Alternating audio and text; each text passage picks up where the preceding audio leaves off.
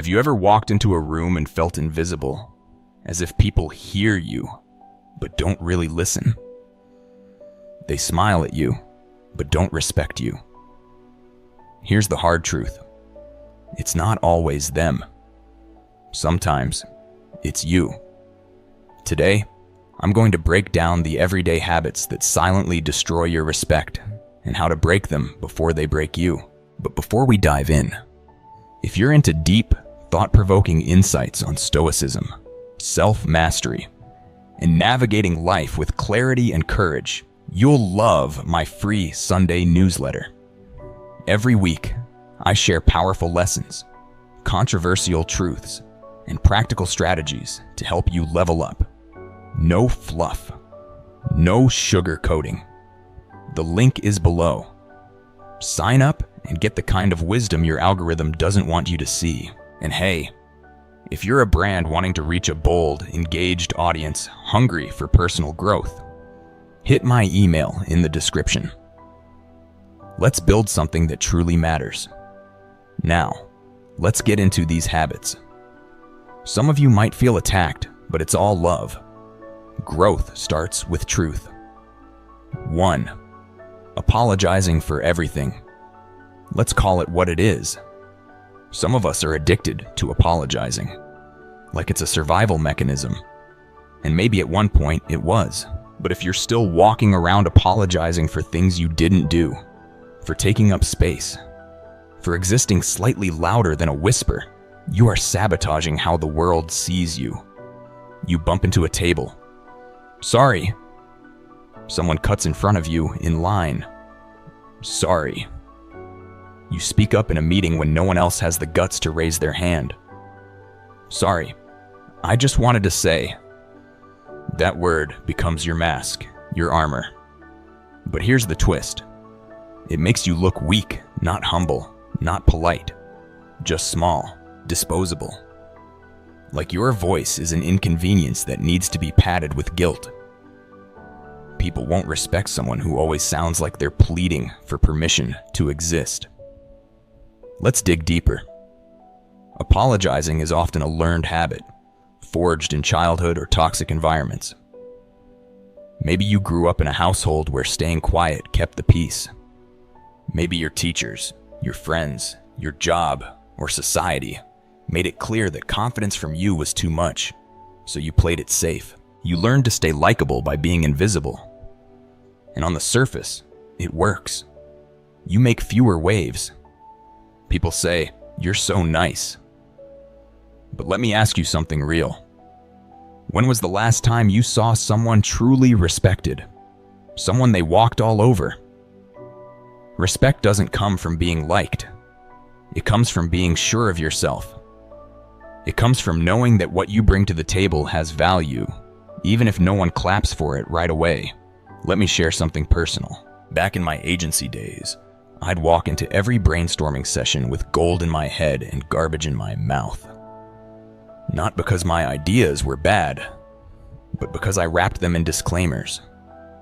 Sorry, this might be stupid, but sorry if I'm overthinking it, but every time I apologized for my thoughts, I was giving people a reason not to take them seriously. And guess what? They didn't. One day, someone literally pitched my idea word for word, without the sorry sandwich. It got approved, applauded, even. That's when I realized the idea wasn't the problem. My self-perception was. From that day on, I replaced every sorry with either nothing or something intentional. Here's an idea to consider. Let me add to that. Thanks for your patience. And the way people responded, night and day. Apologizing for things you didn't do wrong teaches people that you don't trust yourself. It creates an invisible hierarchy where you're always beneath them, always the one making amends, always walking on eggshells. That's not respect. That's quiet desperation. And here's the real kicker. If you constantly apologize for existing, eventually, people will start to believe you shouldn't be there. So start asking yourself before every sorry, is this humility or fear? You don't have to be arrogant, but you do need to be grounded. You do need to believe in the value of your own presence, or no one else will. Break the habit. Say sorry when it counts. Say thank you when it doesn't. And say nothing at all when your only reason is fear. You don't owe the world an apology for existing. You owe yourself the respect to stop acting like you're in everyone's way. 2. Saying yes when you want to scream, hell no. Let's talk about one of the most exhausting, soul-draining, self-sabotaging habits on the planet. Saying yes when everything inside you is begging to scream, hell no. You do it to avoid awkwardness. You do it because you don't want to be seen as difficult. You do it because deep down, you're terrified of being unliked. And here's the raw truth. Most people won't say it out loud. But every time you say yes out of fear instead of alignment, you're lying to them and to yourself. You're not being easygoing. You're not keeping the peace. You're betraying yourself and hoping they never notice. But they do notice. They might not say anything, but they feel it. People can sense when you don't truly mean what you're agreeing to. And here's the controversial twist. They lose respect for you because they can tell you don't have boundaries. No boundaries equals no backbone. No backbone equals no respect. I used to be a chronic yes man, the guy who would help you move on a Sunday, even if I had the flu.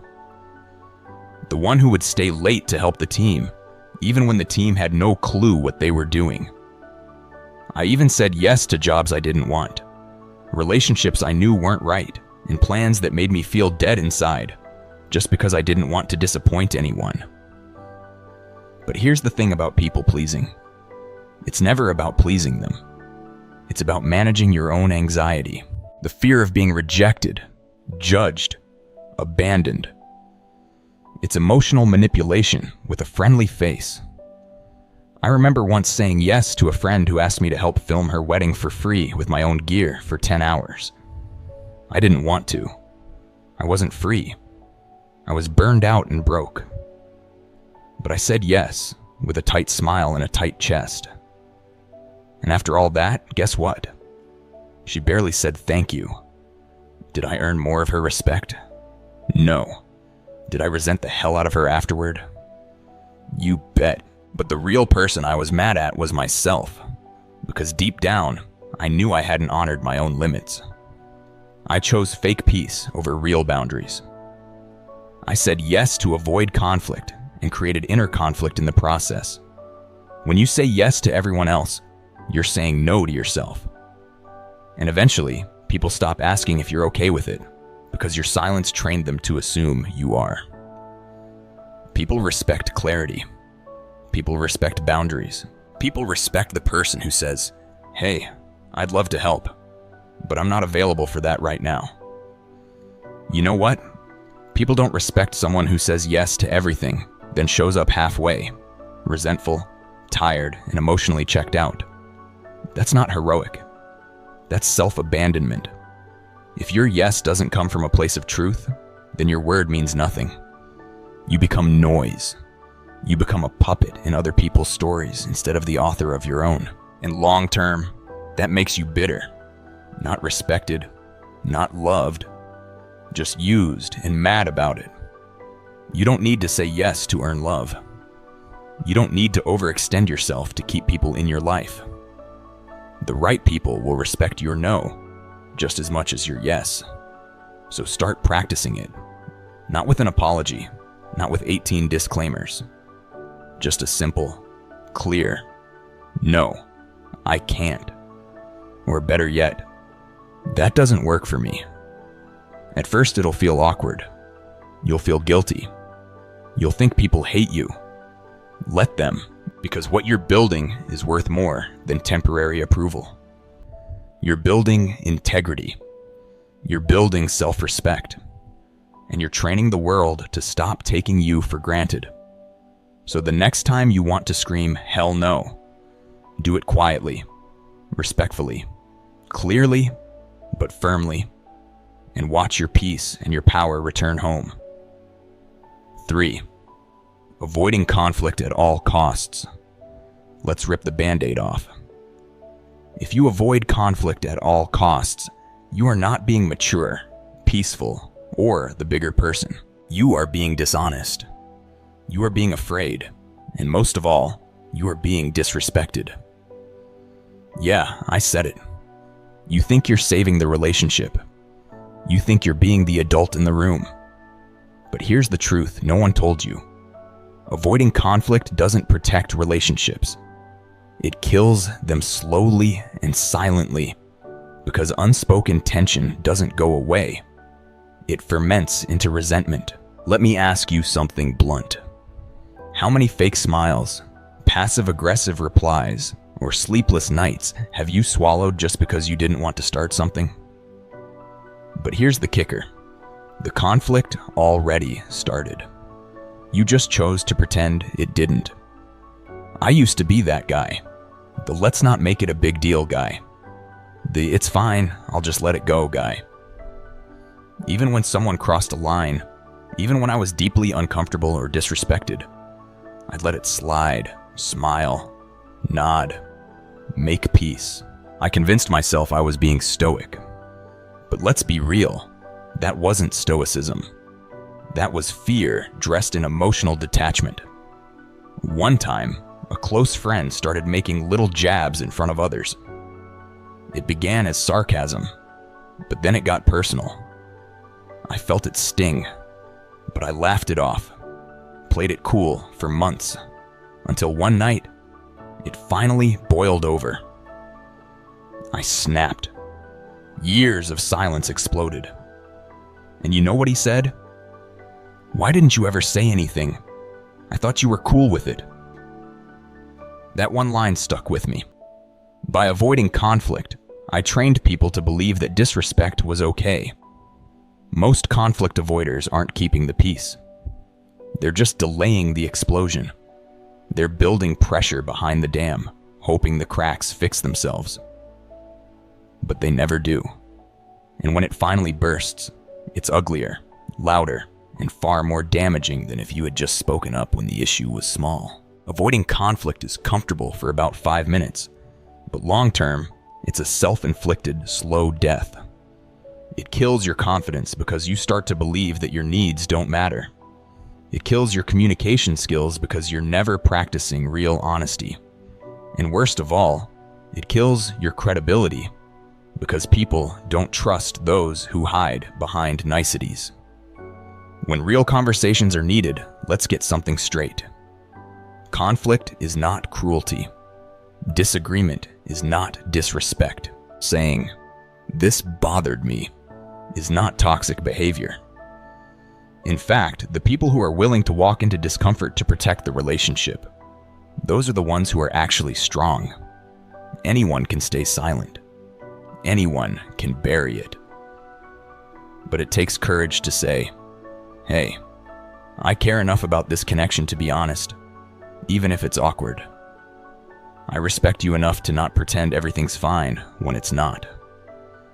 Real peace doesn't come from avoiding hard conversations. It comes from having them early, clearly, and with heart. You can't build strong relationships on top of unspoken tension. You can't lead, grow, or be truly respected if you are too afraid to rock the boat. Because guess what? Sometimes the boat needs to be rocked. Sometimes it needs to tip over so you can rebuild something real. So here's your challenge. Stop flinching every time a conversation gets uncomfortable. Lean into it. Stand firm. Say what's real, without rage, without blame, without apology. Just truth. It might not make you liked, but it will make you respected. And more importantly, it'll make you free. 4. Chasing people who ghost you. Let's not sugarcoat this. Chasing people who ghost you is like running after a getaway car that's already made it clear you weren't worth the goodbye. And worse, You're chasing with your dignity in one hand and your self-respect slowly leaking out the other. And yet, you still text them. Hey, just checking in. Did I do something wrong? Hope you're okay. No. Stop it. They're fine. They're just fine without you. And that's the part you don't want to face when someone ghosts you. What they're actually saying is, I don't respect you enough to have an uncomfortable conversation. They're choosing silence because it's easy for them. And if your response is to go into emotional customer service mode, checking in, following up, trying to make them comfortable again, you're not looking for closure. You're looking for validation from someone who already voted no. It's not noble. It's not romantic. It's self-abandonment dressed in emotional persistence. A few years ago, I met someone who hit me with the full emotional fireworks show. Deep talks, late-night FaceTimes, plans, promises that rare, this feels different vibe. And then, suddenly, nothing. No texts, no replies, no hey, I need space. Just gone. Like I imagined the whole thing. And like a certified member of Clown University, I chased. I convinced myself they must be going through something serious. Maybe a family emergency. Maybe they lost their phone. Maybe they got kidnapped by monks and were doing a vow of silence. So, I gave them the benefit of the doubt. Then I gave them a second chance. Then I gave them my power. And eventually, I got the truth. I just didn't want to hurt your feelings.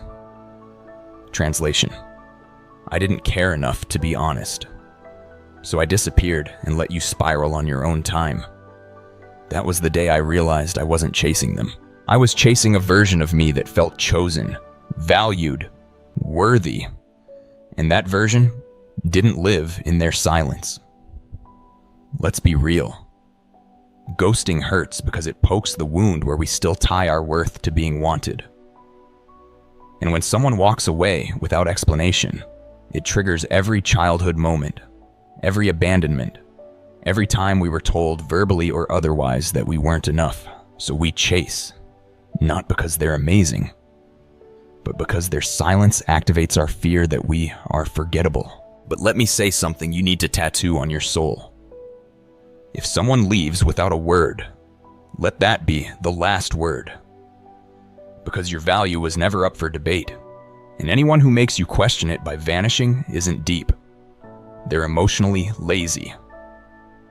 Respect isn't earned by chasing what left. Respect is earned by staying where you are, standing tall, and saying, "You made your choice. I'm not going to beg you to rethink it." Here's what chasing really teaches people: that you're willing to compromise your standards just to avoid being alone. That your time, your peace, your boundaries are negotiable.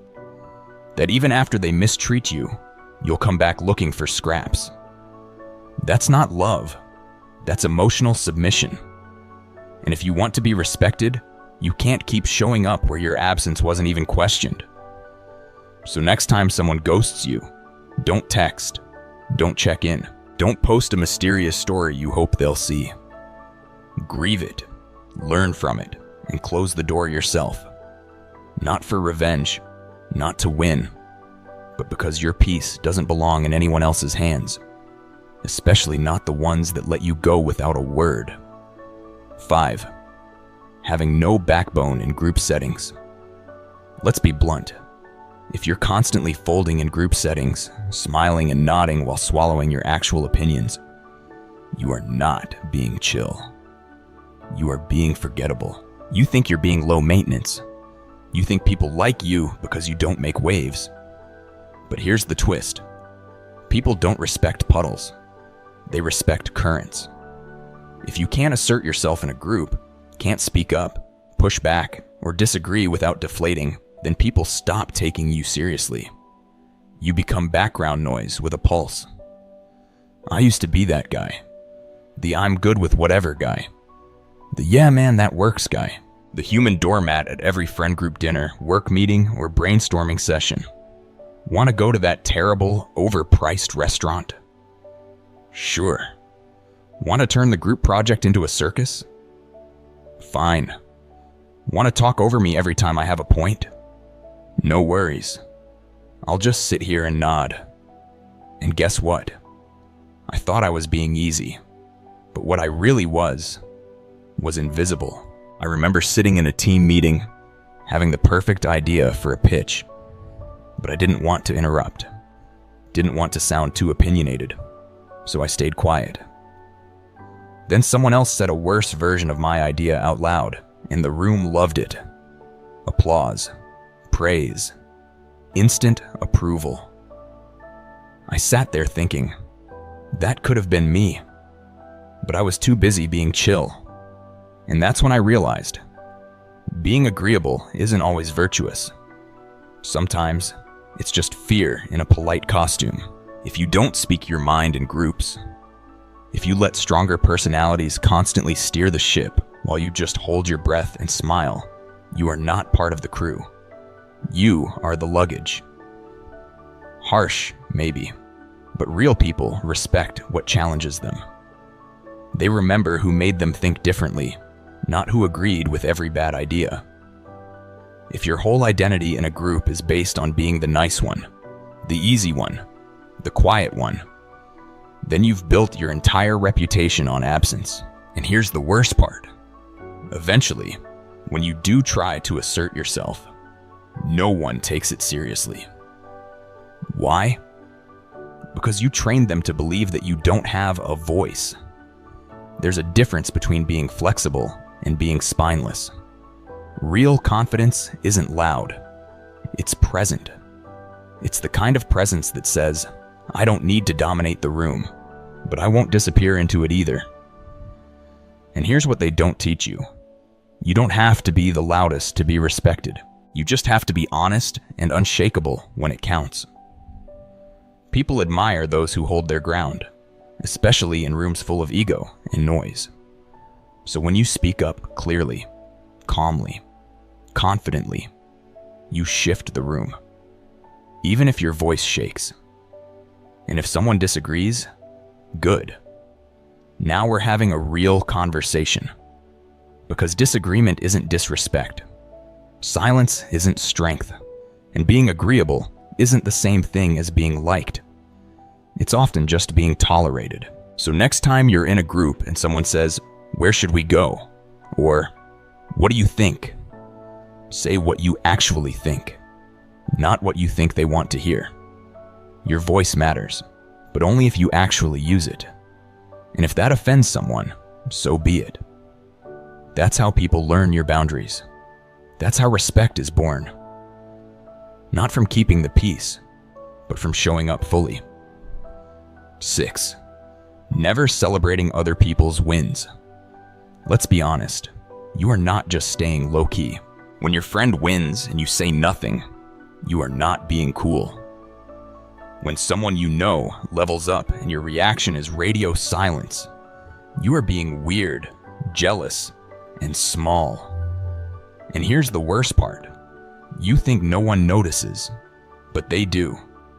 Trust me, they always do. You know what real ones do when their people win? They hype them up, they cheer, they repost, they show up. You know what insecure people do? They scroll past like they didn't see it. Or worse, they say, "must be nice," under their breath and stew in their own imaginary competition. If you can't clap when someone else wins, don't expect applause when it's your turn. This isn't just about being a nice person. This is about character. Because the inability to celebrate others is almost always a sign that you are measuring your worth relatively. Like someone else's success means your failure. It's like you think life is a pie, and every time someone else gets a slice, yours gets smaller. But here's the truth. No one told you. Life is not a damn pie. Success isn't limited. Joy isn't a finite resource, and your friend's glow-up isn't your downfall. It's not you versus them. It's you versus your own small mindset. There was a time in my life, a dark truth, when I couldn't stand seeing other people win. I was broke, confused, and in that ugly place where I was doing a lot of thinking and not enough doing. And when friends around me started getting promotions, building businesses, getting fit, getting married, I smiled on the outside, but inside it was a battlefield. I'd start nitpicking. Oh, they only got that job because of connections. Yeah, they look happy. Now wait 6 months. I could have done that too if I had time. It was ugly, but it was real. And then one day, it hit me. You are not mad at them. You are mad at you. You are angry that they took the risk. You keep avoiding that realization. It cracked me open. Because when you're not doing what you know you're capable of, everyone else's success feels like a reminder that you're playing small. That's not their fault. That's your wound. And wounds don't heal by being bitter. They heal by being honest. You want to be respected? Learn to clap when it's not your turn.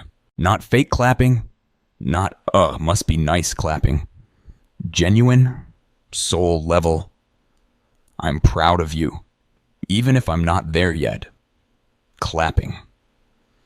Because here's the paradox. The more you celebrate others, the more you create space for your own success, not just energetically, but relationally. You think people don't notice when you stay silent during their highlight reel? They do.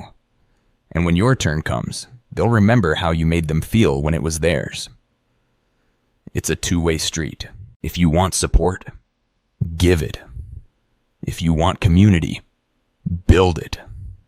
If you want people to root for you, learn to be someone worth rooting for. And if seeing someone else win triggers you, good. That trigger is a teacher. Ask it, what part of me is still playing small? Then fix that, not them. Final word. You don't lose anything by cheering for someone else. You don't become less valuable because someone else shined. And you don't get ahead faster by pretending you didn't see the win. Grow up. Level up. Clap it up. Because the people who can genuinely celebrate others are the ones who are secure, whole, and actually ready to win too. Let's bring it home. We just walked through some of the habits that quietly assassinate your self-respect. The ones that make people stop taking you seriously, even if they smile to your face. And here's the real kicker.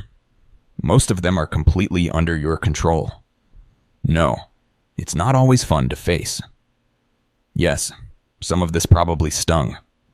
That's the point. Because the truth is, respect doesn't start with how others treat you. It starts with how you treat you. The standards you hold, the lines you draw, the energy you protect, the nonsense you finally stop tolerating.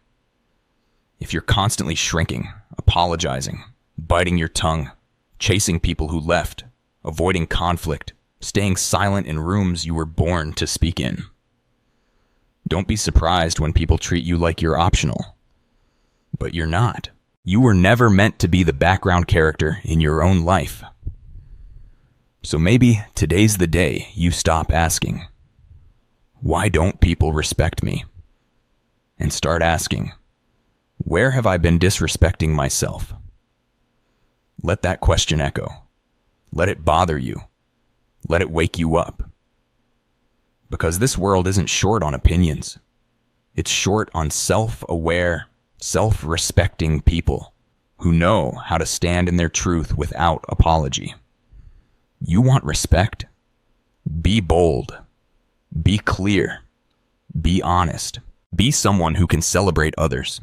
Speak their truth. Hold a boundary and not fold under pressure. Stop begging people to value you in rooms where you keep discounting yourself. And hey, if this spoke to you, challenged you, or called you out in the best way possible, I've got something for you. every Sunday, I send out a free newsletter packed with deep insights on stoicism, self-respect, self-improvement, and navigating this wild thing we call life with clarity and guts. It's like this video, but even deeper. No fluff, no filters, just raw, practical, timeless ideas to help you level up. Sign up using the link below and join a community of people who are done playing small and ready to evolve.